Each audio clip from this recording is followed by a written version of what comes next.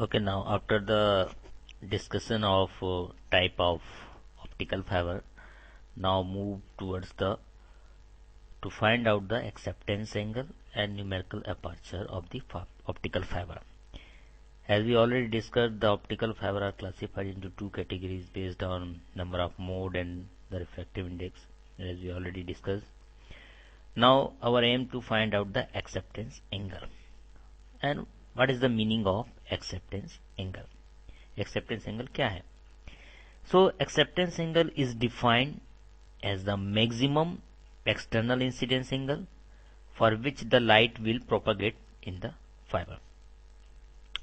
So for finding this acceptance angle, we will consider the mathematical approach. हम mathematical approach के through we will try to find out the acceptance angle. वो maximum incidence angle क्या होगा, यानी कि ये जो incidence angle है this one, ये इंसिडेंस एंगल कितना होना चाहिए मैक्सिमम, हमको ये डिस्कस करना है. तो कंसीडर, सबसे पहले हमें मानते हैं consider a ray of light enter the core N1. This is the core N1, right? Okay, core N1, this is core N1 through the launching zone. Launching zone किसे कहते हैं? This one N0, this is a launching zone. तो launching zone क्या है? जहां से light rays enter कर रही है, that is called launching zone with an angle of incidence angle 50. ये 50 एंगल से दिस वन ने 5i लिया है, 50 ले सकते हैं आप. दिस वन इंसिडेंस एंगल है, इसको हम 50 भी कर सकते हैं, दिस वन 50. तो and leave the interface at angle 51. यहाँ पे वो 51 एंगल से वो लीव कर रहा है, यहाँ से आगे की तरफ बढ़ रहा है, विच इज स्मॉलर देंगे एंगल ऑफ इंसिडेंस से कम है. तो हमको सपोज एन नॉट जो दिया है, n naught is assume to be the refractive index of launching zone through which the light rays enter to the fibre. N naught, this is n naught. N naught का refractive index हम क्या कहते हैं, मान रहे हैं कुछ है जो एक एज्यूम करेंगे उसके थ्रू. This ray enter the core at its axis point. Axis point में वो एंटर कर रहा है. This one, this is the axis point, this one, this is suppose Y axis, okay, and this one is suppose जो ऊपर जा रही line, this is X axis, okay, ये एक्स एक्सिस है और इसको हम मान लेते हैं this one is Z axis. तो ये जो बन रहा है एंगल, दिस वन इज 90 का एंगल है, आपका दिखाई दे रहा है, ओके. तो and proceed an angle refraction angle phi 1 from this angle. Then it is reflected from the core wall at point x. यहाँ से ये x wall से ये θ1 एंगल से होते हुए, इंसिडेंस एंगल से होते हुए यहाँ तक जाएगी, टकराएगी और फिर रिफ्लेक्ट करेगी at an internal incidence angle phi 1 से. ठीक है, तो ये जब वो रिफ्लेक्ट करेगी तो हम जानते हैं स्नेल लॉ क्या होता है. According to the Snell law, incidence angle 50, this is incidence angle 50, this one is a incidence angle 50 is related to the refraction angle phi 1. तो इंसिडेंस एंगल और रिफ्रैक्शन एंगल दोनों में क्या रिलेशन है according to the Snell law, हम already discuss कर चुके हैं कि N1 जो N naught sine 50 is equal to होता है N1 साइन 51. ये हमारा रिलेशन होता है.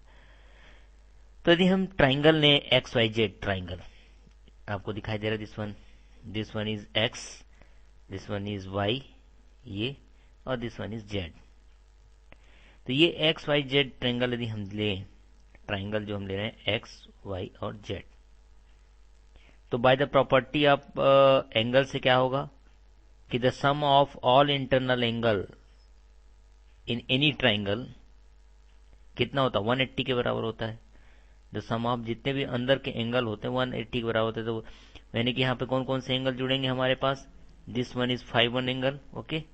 तो 51 एंगल ये है, this one is like this one is 51 angle, okay.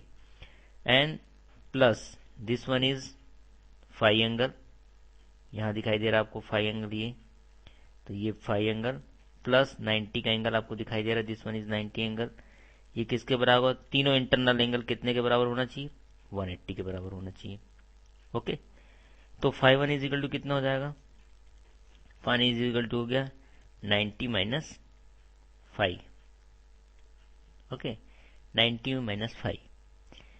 तो इस वैल्यू को यदि हम पुट करें, इक्वेशन नंबर फर्स्ट ले लें इसको, तो हम इस वैल्यू को ऊपर पुट कर देंगे यहाँ पे, तो हमारे इक्वेशन क्या हो जाएगी, equation will be N naught, okay, N naught sine phi zero is equal to N one, ठीक है, एन वन साइन 90 माइनस 5, और साइन 90 माइनस 5 क्या होता है, एन वन कॉस 5 होता है। तो हमारा इक्वेशन यहाँ से साइन 50 की वैल्यू निकालेंगे तो कितना हो जाएगा, साइन 50 इज इक्वल टू हो जाएगा N one upon N naught cos 5। तो ये इक्वेशन एक निकल के हमारा आया, this is the second equation.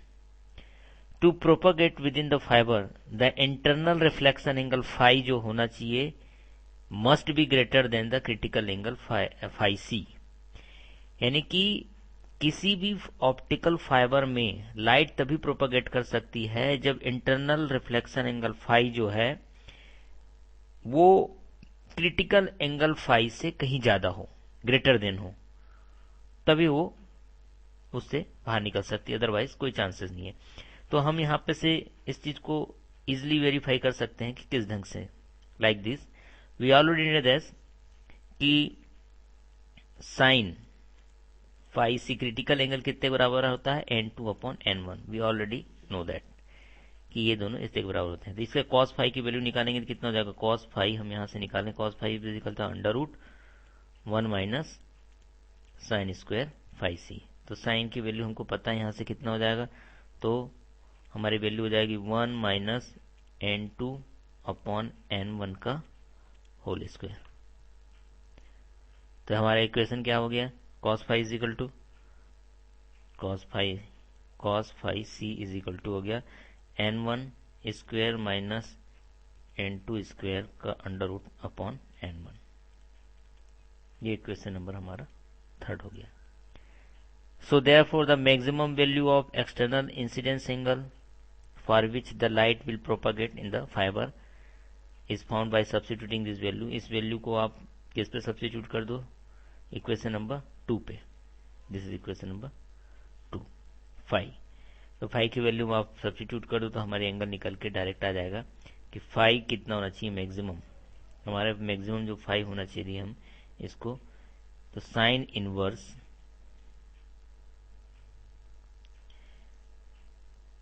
Under root n1 square n2 square upon n not.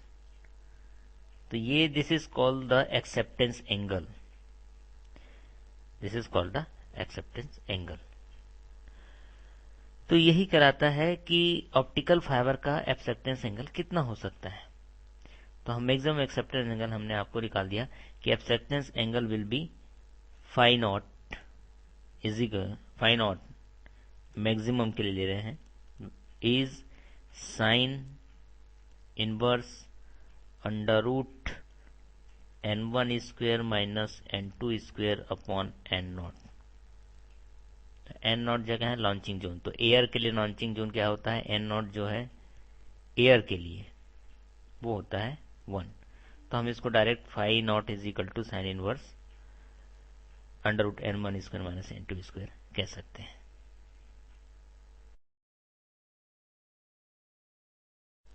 Now again we find out, as we already find out the acceptance angle, and acceptance angles हमने देखा था भी कि जो मैक्सिमम एक्सटर्नल इंसिडेंस एंगल होता है वही हमारा एक्सेप्टेंस एंगल कहलाता है। तो एक्सेप्टेंस एंगल हमने फाइंड आउट किया था, उसके अनुसार हमारे एक्सेप्टेंस एंगल की वैल्यू आई थी कि phi naught is equal to sine inverse under root n1 square minus n2 square upon n naught, जहाँ n नॉट की वैल्यू 1 होती है, n naught is equal to 1, उसके लिए क्या कहते हैं मैक्सिमम एयर के लिए। but here we aim to find out the numerical aperture. What is the numerical aperture? तो न्यूमेरिकल अपर्चर क्या है? लाइट गैदरिंग कैपेसिटी, यानी किसी ऑप्टिकल फाइबर की लाइट गैदरिंग करने की कैपेसिटी कितनी होती है, कितनी गैदर कर सकता है अपने अंदर. तो it is also called the meridional acceptance angle of the fibre. तो numerical aperture of the fibre is given as a sine of maximum acceptance angle. तो ये जो मैक्सिमम एक्सेप्टेंस एंगल है इसी को हम बोलते हैं numerical aperture. And numerical aperture is usually measured with air in front of the fibre. तो यदि हम उसको, इस टोटल को हम क्या बोल सकते हैं, इसी को हम लिख सकते हैं sine phi naught is equal to N A, with N naught जो है इज इक्वल टू 1 होता है. तो एन ए की जो वैल्यू है हमारी, एन ए ये होती है मैक्सिमम के लिए, यानी साइन नॉट जो हमने मैक्सिमम लिया है. तो एन ए की जगह हमने कितनी वैल्यू होगी, एन ए की वैल्यू होगी under root n1 square minus n2 square. तो यहां पे एक टर्म यूज किया जा रहा है, there is a term, that term is called normalised difference delta. This one is used to optical fiber which define the ratio difference between the refractive index of the core और cladding of refractive. तो दोनों के refractive index का जो अंतर है, difference है, उसी को हम बोलते हैं, एक टर्म यूज किया है नॉर्मलाइज्ड डिफरेंस डेल्टा. तो डेल्टा इज इक्वल टू क्या होता है एक्चुअल में, डेल्टा इज इक्वल टू होता है n1 माइनस n2, दोनों का डिफरेंस कोर के रेशो के बराबर होना चाहिए, यानी कि ये होना चाहिए आपका 1 माइनस n2 अपॉन n1, ये होना चाहिए. तो n2 अपॉन n1 की वैल्यू निकाल लीजिए, कितना हो जाएगा, n2 upon n1 is equal to 1 minus delta. Right. यदि इसको इक्वेशन नंबर हम फर्स्ट ले लें और this is equation number second, so from equation number first and second से क्या हो जाएगा, फ्रॉम इक्वेशन नंबर फर्स्ट से ले लें तो N A is equal to कितना हो जाएगा, N A is equal to n1, बाहर हमने ले लिए कॉमन, तो अंदर कितना बचा, 1 माइनस n2 अपॉन n1 का whole square. This equation number third. तो n2 अपॉन n1 की value from substituting the value n2 upon n1 from equation second into the equation number third. तो na की value आप equation third में 2 से put कर दीजिए लेके, तो हमारी वैल्यू कितनी जाएगी, N A is equal to n1 under root 1 minus delta का होल स्क्वायर, क्योंकि इसकी यहाँ पे n2 अपॉन n1 की वैल्यू कितनी दे रखी है, 1 माइनस डेल्टा की वैल्यू दे रखी है n2 अपॉन, तो ये वैल्यू हमने रख दी. जब इसको सॉल्व करेंगे आप तो हमारी वैल्यू आएगी n1 1, ओके, माइनस इसके ऊपर करेंगे तो 1 plus delta square minus 2 delta. अब इसको जब ओपन करेंगे तो कितना आ जाएगा आपका, n1 है ये बाहर की तरफ, 1 minus 1, okay, minus delta square plus 2 delta. ठीक है, तो माइनस से प्लस साइन कट गया तो हमारे पास n1 अंडर रूट कितना आ गया हमारे पास, 2 डेल्टा माइनस डेल्टा स्क्वायर, इतनी वैल्यू आ गई हमारी निकल के. तो एक्चुअल में जो डेल्टा स्क्वायर है, डिफरेंस बहुत छोटा होता है, as the difference between the refractive index of the core और क्लेडिंग के बीच का डिफरेंस जो है बहुत छोटा होता है, तो हम इसको नेग्लेक्ट कर सकते हैं. तो नेग्लेक्ट कर देंगे तो इक्वेशन क्या हो जाएगी हमारी, n1 अंडर रूट 2 डेल्टा. तो न्यूमेरिकल अपर्चर की जो वैल्यू हुई हमारी वो कितनी आ गई, N A is equal to n1 under root 2 delta. तो this is the formula for numerical aperture. So this is the numerical aperture is effectively depend on the refractive index of the core and the cladding material and it is not a function of fiber dimension. यदि इसके बीच यदि हम graph plot करें तो वो graph एक हमको जो n1 अपॉन n2 का रेशो में जो ग्राफ प्लॉट होता है वो इरेगुलरिटी इसके डिफ्रैक्शन की वजह से होता है. तो लाइक इस ढंग से वो हमारे पास ग्राफ प्लॉट होता है.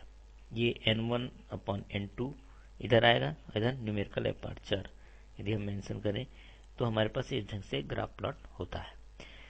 तो इस ढंग से हम किसी भी ऑप्टिकल फाइबर का न्यूमेरिकल अपर्चर और एक्सेप्टेंस एंगल दोनों फाइंड आउट कर सकते हैं।